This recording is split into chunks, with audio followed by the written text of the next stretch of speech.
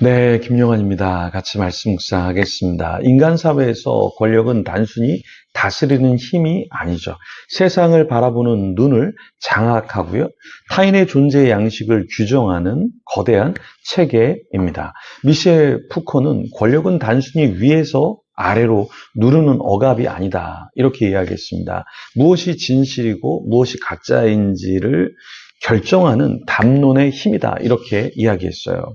이걸 조금 더 쉽게 이야기하면 푸코가 어떤 이야기를 했냐면 조금 정신적으로 온전하지 않은 사람, 이 사람을 예전에 그 16세기의 종교개혁 때에는 자유로운 영혼이다 이렇게 봤다라는 거예요. 그런데 르네상스 시대에는 사람들이 공부를 많이 하고 또 이성적인 것을 중요시 여겼을 때는 조금 이상한데 하고 거리를 두기 시작했다라는 거예요. 그리고 나서 이제 조금 더 시간이 지나서 사람들이 이런 사람을 미친 사람이다라고 규정을 하면서 정신병원에 집어넣기 시작했다라는 거예요. 그런데 산업혁명이 일어나면서 노동자가 부족하니까 이 사람들을 이상한 사람이 아니라 노동력이다 라고 해서 사람들을 써먹었다라는 것이죠. 그래서 푸코는 어떤 사람을 정의할 때 전문가라는 사람, 똑똑한 지혜자 이런 사람들을 통해서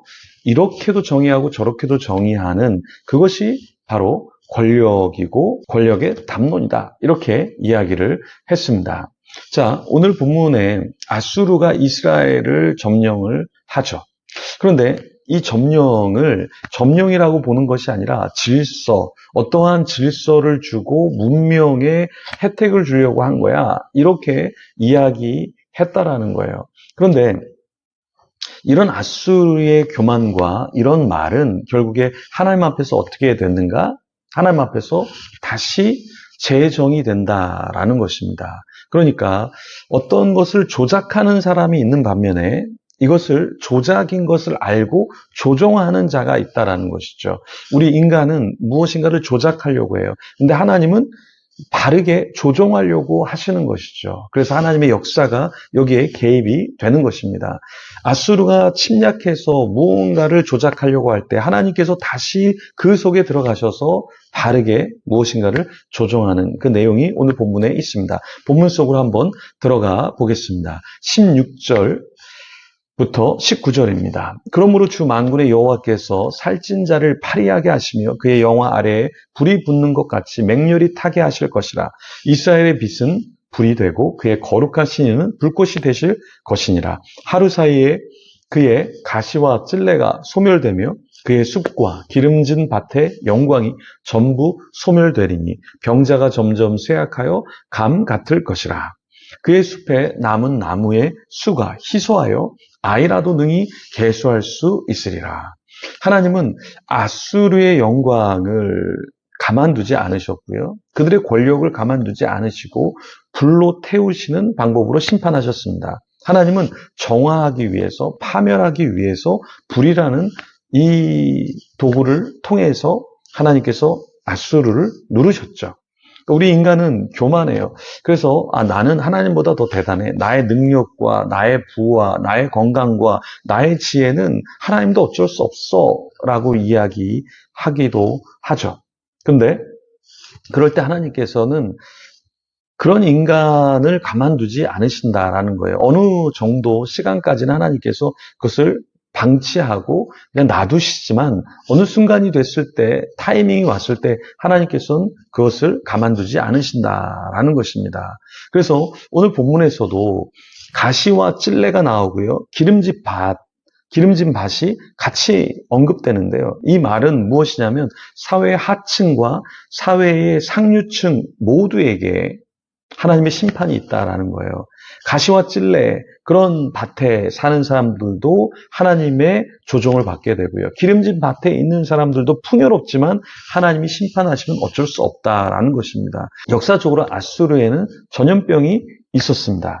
하룻밤 사이에 18만 5천 명의 사람들이 죽었습니다. 이것은 그냥 인간적으로 보면 전염병이구나 할 수 있지만 하나님의 심판의 영역에서 볼 때는 하나님이 앗수르를 가만둘 수 없었기 때문에 하층이든 상류층이든 상관없이 하나님이 심판을 하셨다라는 것입니다. 우리도 코로나를 겪었죠. 그 코로나를 겪을 때 어땠습니까? 네. 인간의 지혜, 인간의 기술, 인간의 어떠한 치유도 노력도 하나님 앞에서는 아무것도 할 수 없음을 우리가 알게 되었죠. 내가 세운 계획대로 안 돼요. 내가 백신을 개발하려고 하고 그것을 사람들에게 나누어서 회복하려고 했지만 참 많은 사람들이 죽었죠. 하나님께서 치신다면 우리 인간이 어떻게 대처해서 이길 수 있는 것이 아니라 하나님의 역사의 장중에 인간은 무력함을 보이게 되는 것이죠. 그래서 우리는 어떻게 됩니까? 하나님을 그런 상황이 있기 전에 먼저 의지해야 하는 것이죠.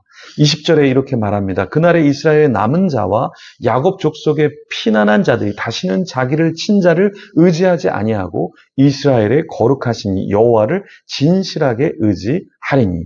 우리가 어떠한 의료계를 의지할 수 있어요.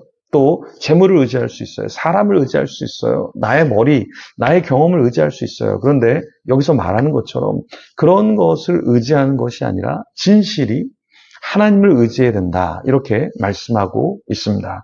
요즘 무엇을 의지하고 있습니까? 어떤 것에 더 하나님보다 마음 빼앗겨 살고 있습니까? 하나님께서 원하시는 것은 진실이 하나님을 의지하는 것을 원하고 계십니다. 남은 자, 야곱의 남은 자, 그 백성들은 어려운 환경 중에서도 앗수를 의지하지 않고 하나님을 의지했죠. 정말 어려운 시기에 우리가 살아가고 있습니다. 이럴 때일수록 더 하나님을 의지하는 저와 여러분이 되기를 소망합니다. 같이 기도하며 나가겠습니다.